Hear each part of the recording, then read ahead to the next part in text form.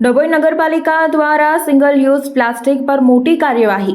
Gayatri complex સોસાયટીમાંથી અંદાજે 400 kilo plastic પાલિકાએ એકત્રિત કર્યું, જેમાં ચા અને પાણીના કપ અંદાજે કિંમત 1 લાખ રૂપિયાનો મુદ્દામાલ કબજે કર્યો હતો।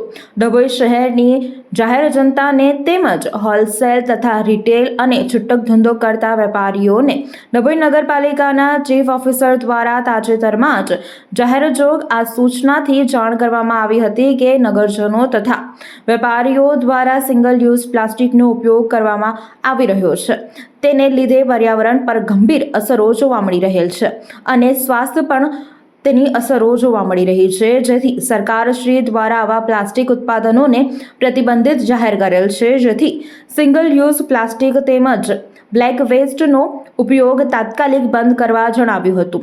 આજ રોજ નગરપાલિકાના કર્મચારીઓ અધિકારીઓ દ્વારા ગાયત્રી કોમ્પ્લેક્સ સોસાયટીમાં અંદાજે 400 કિલો ચા અને પાણીના કપ સિંગલ યુઝ પ્લાસ્ટિક આશરે ₹1 લાખનો મુદ્દામાલ જપ્ત કરવામાં આવ્યો હતો।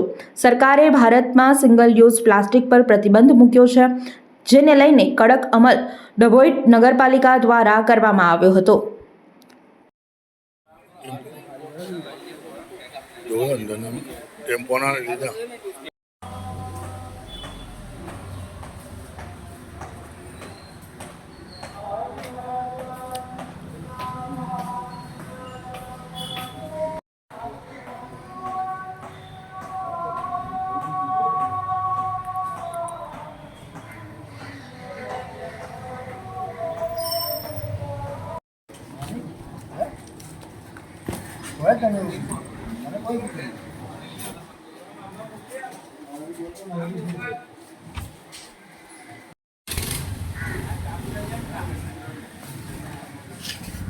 તમારા ચોકીદારનો નામ છે, નાકા પર રહે છે, ખબર નહીં પડતી ગોડાઉન છે।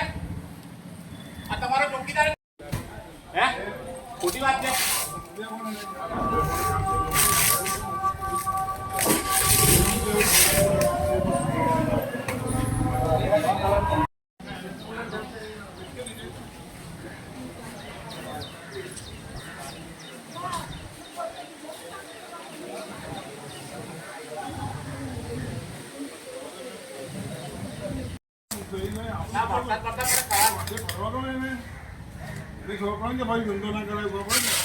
મહિનો ટાઈમ આપ્યો તો વેગા કે કોઈ ગામડે ના કરે।